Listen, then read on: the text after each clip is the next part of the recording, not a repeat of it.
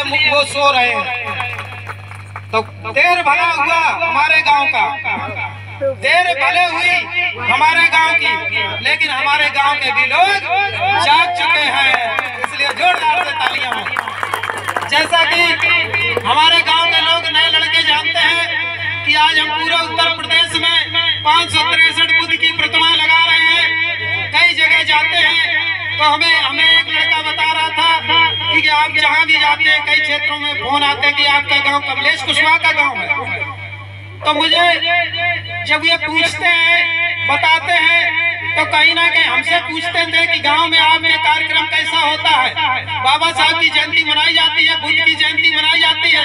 तो हम कह देते थे हाँ ठीक मनाई जाती है, कह देते थे, झूठ नहीं, मतलब ये नहीं कह पाते थे कि मनाई नहीं जाती। हमारे यहाँ बाबा साहब ने कहा एक बार जागते रात में जागते थे, तो हमारे लोग अभी दिन में भी नहीं जागे, वहाँ पे सोते हैं, ये हम कह नहीं सकते थे, लेकिन आप लोग जाग गए, ये बड़ी खुशी की बात है। हमें गर्व हुआ आज के आपके लिए। बहुत बहुत सबको साधुवाद, मंगल कामनाएं, जो आपने इतना बड़ा सराहनीय काम किया और इसमें महिलाओं का भी बहुत अच्छा सहयोग है, ये बहुत अच्छी बात है। चलिए हम बात करते हैं आज बाबा साहब के मिशन की कि बाबा साहब ने ज्ञान क्या दिया। हम बाबा साहब को क्यों पूछते हैं? 14 अप्रैल को बाबा साहब का जन्म हुआ, मऊ में हुआ, इंदौर में पड़ता, छावनी थी। उनके पिता जो है विभाग, पुलिस विभाग में थे, अधिकारी थे, तो वहाँ उनका जन्म हुआ था, जो इंदौर मध्य प्रदेश में पड़ता है, वहाँ जन्मे। लेकिन ये जब उनके पिता रिटायर हो गए तो अपने गांव पहुंचे, तो वहाँ उन्होंने कहा हम पढ़ेंगे। अंग्रेजी हुकूमत थी, जब उन्होंने कहा हम पढ़ेंगे तो पढ़ने का अधिकार, उस समय एक व्यवस्था और बड़ी अच्छी व्यवस्था नहीं थी, क्योंकि पढ़ नहीं सकते थे। कौन नहीं पढ़ सकते थे? शूद्र लोग। शूद्र लोग जब अंग्रेजी हुकूमत आई तब अंग्रेजी हुकूमत ने अधिकार दिया था शिक्षा का, पढ़ने का अधिकार, महिलाओं का पढ़ने का अधिकार, और शूद्रों को, शूद्र समझते हैं ना आप लोग, शूद्र समझते हैं, वर्ण 4 होते हैं, ब्राह्मण, क्षत्रिय, वैश्य और शूद्र। तो शूद्र में 6743 जातियां आती हैं, वो पढ़ नहीं सकते थे, अधिकार नहीं था आप लोगों को पढ़ने का। ये कौन से धर्म में था तथा कथित? कौन से धर्म में? मनुस्मृति, हिंदू धर्म में। जो बाबा साहब अम्बेडकर साहब ने कहा था कि मैं पैदा तो हिंदू धर्म में हुआ लेकिन मरूंगा नहीं, तो वो कौन मर, जब उनकी मृत्यु हुई थी, जिसे हम परिनिर्वाण दिवस कहते हैं, तो वो बौद्ध धर्म अपना चुके थे, तो बौद्ध धर्म में मरे थे बाबा साहब अम्बेडकर साहब।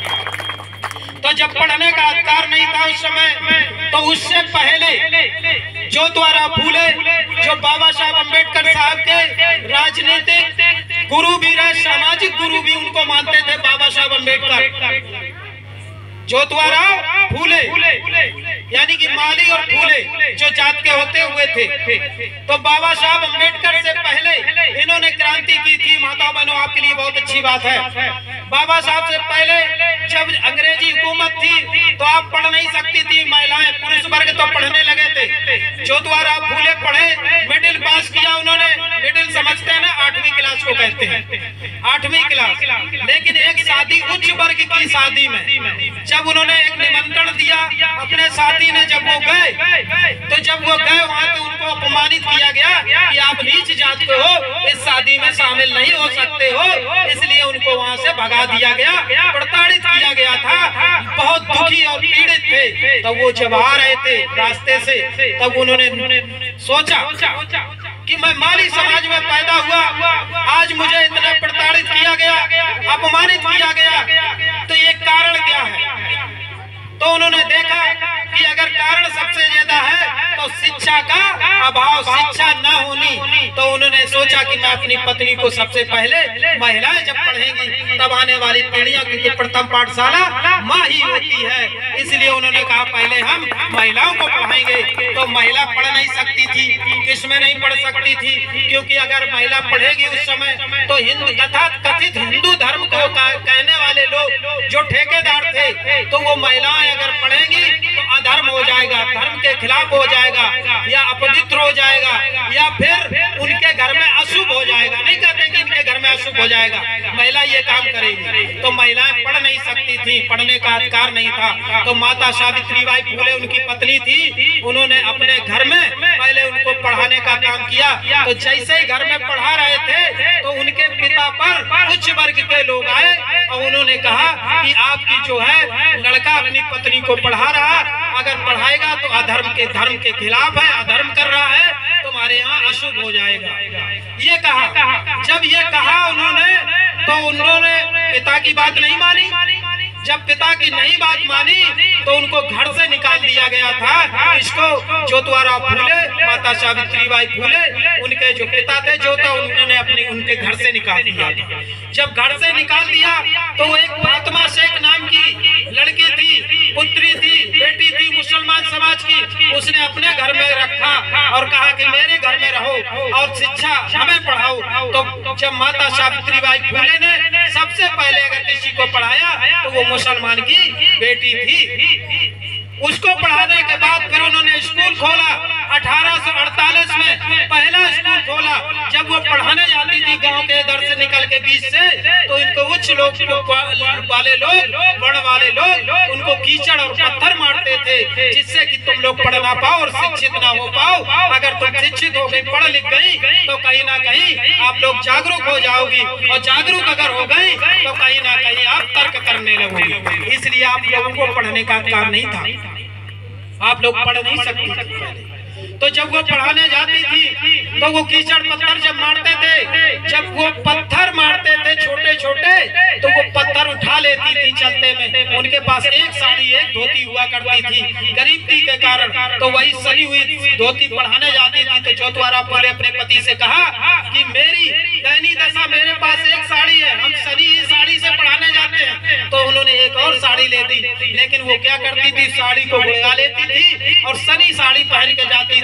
इसलिए जिससे कि कीचड़ पत्थर मारेंगे, तो वो जब स्कूल पहुंचती थी, झोपड़ी में स्कूल था, तो वो वहाँ नई वाली साड़ी बदल लेती थी, और जब वहाँ से चलती थी तो वो फिर साड़ी वही वाली सनी पहन लेती थी और वहाँ से फिर चल देती थी। और जब चलती थी तो उन्होंने देखा जो उच्च वर्ण के लोग थे तो सनी पहनी रहती है, अब छोड़ो इसको मारना बंद करो।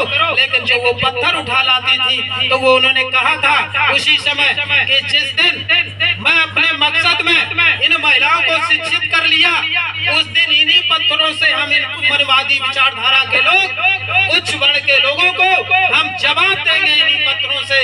लेकिन आप लोगों ने क्या किया? आप लोगों ने क्या किया? माताओं बहनों, उन्हीं पत्थरों को आप लोग पूज रही हो। कोई उनका इतिहास नहीं। जो पत्थर को उठा के घर लाई थी कि हम इनको जवाब देंगे, वही आज पत्थर पूज रही हो और आप उनका अपमान कर रही हो।